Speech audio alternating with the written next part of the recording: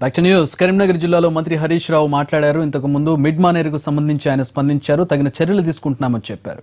ఇక్కడ ఆదిలాబాద్ జిల్లాలోని అన్ని ప్రాజెక్టులు నిండుకుండల్ని తలపిస్తున్నాయి. ఎల్లంపల్లి, కడెం, స్వర్ణ, కొమరంభీం ప్రాజెక్టులు పూర్తి స్థాయి నీటి మట్టానికి చేరుకోవడంతో గేట్లు తెరిచి నీటిని దిగువకు విడుదల చేస్తున్నారు. ప్రస్తుతం ఎల్లంపల్లి ప్రాజెక్టు నుంచి 4 లక్షల క్యూసెక్ల నీటిని దిగువకు విడుదల చేస్తున్నారు. పూర్తి వివరాలు మా ప్రతినిధి మహేంద్ర అందిస్తారు.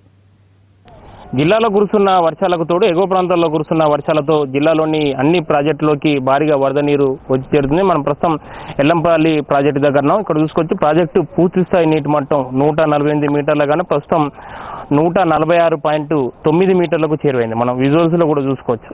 దీంతో కూడా ప్రస్తుతం ప్రాజెక్టు దానికి సంబంధించి 39 గేట్లు వదిలి దాదాపు 39 గేట్లను రిలీజ్ చేసి దాదాపుగా 4 లక్షల క్యూసెక్ల నీటిని కూడా ప్రస్తుతం గోదావరిలోకి విడుదల చేస్తున్న పరిస్థితి కనబడుతుంది. ఎస్ఆర్ఎస్పీ నుంచి కూడా నీటి విడుదల భారీగా ఉండడంతో కూడా ఎల్లంపల్లి ప్రాజెక్టులోకి భారీగా వరద నీరు వచ్చి చేరుతుంది. దీంతో కూడా అధికారులు గేట్లు వదిలి నీటిని దిగువకు విడుదల చేస్తున్న పరిస్థితి కనబడుతుంది. అయితే జిల్లాలో ఇవాళ కొంతమేర వర్షాలు తగ్గుముఖం పట్టినా కానీ ఎగువ ప్రాంతాల్లో కురుస్తున్న వర్షాలతో మాత్రం జిల్లాలోని ప్రధానంగా ఎల్లంపల్లి అదేవిధంగా కడెం ప్రాజెక్టులోకి భారీగా వరద నీరు వచ్చి చేరుతుంది. ఇక కడెం ప్రాజెక్టు నుంచి కూడా నీటి విడుదల కొనసాగుతూనే ఉండడంతో కూడా ఎల్లంపల్లి ప్రాజెక్టులో కూడా వరద ఫ్లోటింగ్ పెరిగిందని చెప్పాలి. ఇప్పుడు ఎల్లంపల్లి ప్రాజెక్టు దానికి సంబంధించి పూర్తిస్థాయి నీటి మట్టంకి చేరువడంతో కాకుండా డ్యామ్ సేఫ్టీ అధికారుల సూచన మేరకు ప్రస్తుతం అధికారులు నీటిని విడుదల చేస్తున్నారు. అదేవిధంగా ఎస్ఆర్ఎస్పీ నుంచి వస్తున్న ఫ్లోటిని దృష్టిలో పెట్టుకొని కూడా ప్రస్తుతం 4 లక్షల క్యూసెక్ల నీటిని గోదావరిలోకి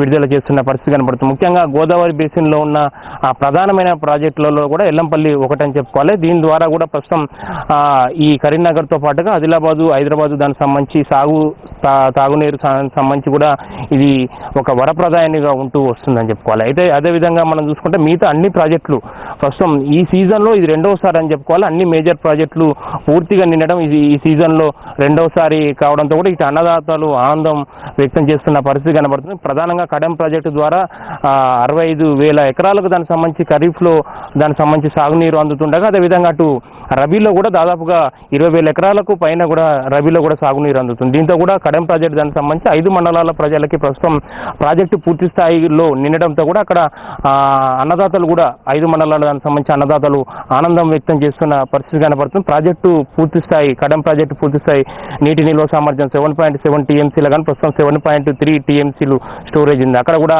రైట్ లెఫ్ట్ కెనాల్ ద్వారా కూడా 200 క్యూసెక్ల వరకు నీటిని విడుదల చేస్తున్న పరిస్థితి కనబడుతుంది. అదేవిధంగా అటు కొమరంభీం ప్రాజెక్టులో కూడా వరద నీరు భారీగా వచ్చి చేరుతుంది. అక్కడ అది కూడా పూర్తి స్థాయి నీటి మట్టంకి చేరువైందని చెప్పుకోవాలి. అదేవిధంగా అటు గడ్డెనవాగు, మత్తడివాగు, సాతనాల ప్రాజెక్టులు కూడా పూర్తిగా నిండడంతో కూడా అధికారులు గేట్లు వదిలి నీటిని విడుదల చేస్తున్న పరిస్థితి కనబడుతుంది. ఒకసారి మన విజువల్స్ లో కూడా చూసుకొచ్చి ప్రాజెక్టు పూర్తిగా నిండడంతో కూడా పర్యాటకుల సందడి కూడా పెరిగిందని చెప్పుకోవాలి. పెద్ద సంఖ్యలో కూడా పర్యాటకులు ఇక్కడ గేట్లు అంటే ఎల్లంపల్లి ప్రాజెక్టు పూర్తిగా నిండిన దృశ్యాలను కూడా వాళ్ళు చూసి ఆనందపడుతున్న పరిస్థితి కనబడుతుంది. అదేవిధంగా సెల్ఫీల ద్వారా కూడా వాళ్ళు ఫోటోలు తీసుకుంటున్న పరిస్థితి నెలకొంది. ఈ సీజన్ లో కూడా మొదటి ప్రభుత్వం ఎల్లంపల్లి ప్రాజెక్టులో పూర్తిస్థాయి నీటిని స్టోరేజ్ చేసుకోవాలని భావించింది. దీనిలో భాగంగానే అధికారులు అన్ని ఏర్పాట్లు చేసి స్టోరేజ్ చేసుకుంటున్న పరిస్థితి కనబడుతుంది. ఈ సీజన్లో ఇది రెండవసారి అని చెప్పుకోవాలి ప్రాజెక్టు పూర్తి స్థాయిలో నిండడం. దీని ద్వారా కూడా ముఖ్యంగా ప్రధానంగా హైదరాబాద్కి ప్రస్తుతం 158 క్యూసెక్ల వాటర్ కూడా అక్కడ జిహెచ్ఎంసీకి త్రాగునీటి అవసరాల కోసం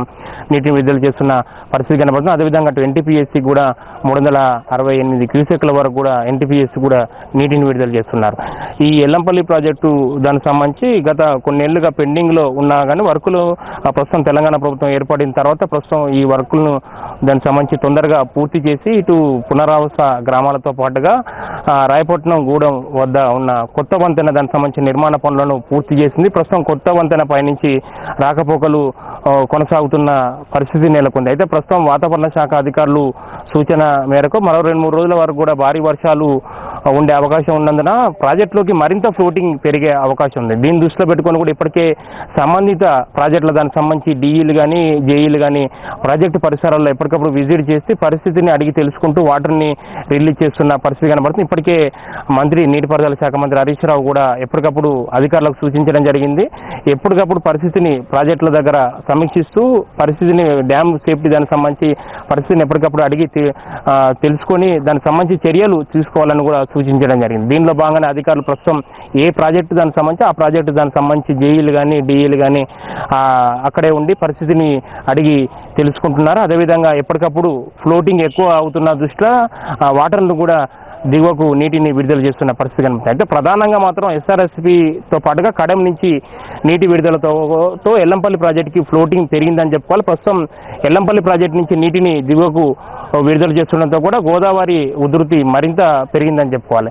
అయితే ఈ ఫ్లోటింగ్ కూడా మరింత పెరిగే అవకాశాలు కనిపిస్తున్నాయి. ఎందుకంటే ఎస్ఆర్ఎస్పి నుంచి నీటి విడుదల ఇంకా కొనసాగుతూనే ఉండడం, అదేవిధంగా అటు కడెం ప్రాజెక్టు నుంచి కూడా నీటి విడుదల కొనసాగుతూనే ఉండడంతో కూడా ఎల్లంపల్లికి ఫ్లోటింగ్ మరింత పెరిగే అవకాశాలు కనిపిస్తున్నాయి. ఇది ప్రస్తుతం ఎల్లంపల్లి ప్రాజెక్టు దగ్గర ఉన్న తాజా పరిస్థితి. కెమెరా పర్సన్ సత్యంతో మహేందర్ ఎన్టీవీ, ఆదిలాబాద్.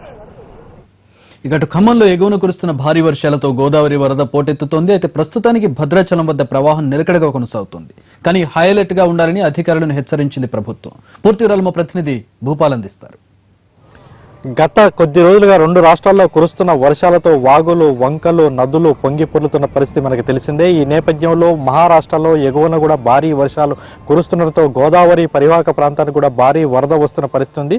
గతంలో ఎన్నడూ లేని విధంగా పెద్ద ఎత్తున ఒక్కసారిగా శ్రీరామ్ సాగర్ ప్రాజెక్టుకి 7 లక్షల క్యూసెక్ల నీళ్లు రావడంతో శ్రీరామ్ సాగర్ ప్రాజెక్టు నుంచి కూడా 4 లక్షల క్యూసెక్ల నీటిని దిగువకు విడుదల చేయడంతో గోదావరి పరివాహక ప్రాంతం అటు నిజామాబాద్ నుంచి ఇటు ఖమ్మం జిల్లా వరకు తెలంగాణలో ఉన్న అన్ని జిల్లాల్లో, ఈ ప్రాంతంలో ఉన్న అన్ని జిల్లాల్లో గోదావరి పరివాహక ప్రాంతంలో వరద పోటెత్తే అవకాశం ఉందని ముందస్తు హెచ్చరికలను సీఎం కేసీఆర్ జారీ చేసిన నేపథ్యంలో గోదావరి పరివాహక ప్రాంతంలో కూడా పూర్తిగా అలర్ట్ ప్రకటించిన పరిస్థితి.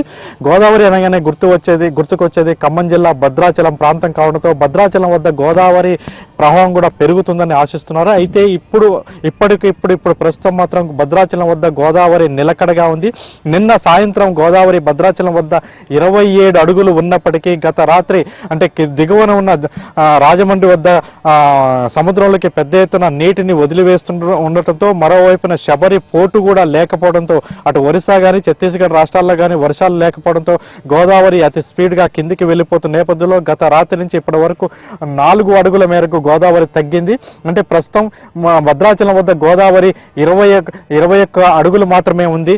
అయితే ఇది మరింత ఇంకా తగ్గే అవకాశం ఉంది. ఇది తగ్గుతున్నప్పటికీ మరోవైపున గోదావరి ప్రమాదం కూడా పొంచి ఉన్న పరిస్థితి ఉంది. ఎందుకంటే ఎగువన ఉన్న శ్రీరామ్ సాగర్ ప్రాజెక్ట్ నుంచి రిలీజ్ చేసిన వాటర్ అంతా కూడా ఇప్పుడు దాదాపుగా అటు నిజామాబాద్ నుంచి కరీంనగర్ అదేవిధంగా వరంగల్ మీదుగా ఖమ్మానికి రావాల్సి ఉంది. ఈ నేపథ్యంలో పైన ఎగువన ఉన్న కాళేశ్వరం వరకు కూడా మొత్తం కూడా నీటి పరిణామంతో అన్ని ప్రాజెక్టులు నిండి ఉన్న నేపథ్యంలో ఈ ప్రాంతం నుంచి కూడా మొత్తం కూడా నీటిని దిగువకు విడుదల చేసే అవకాశం ఉంది.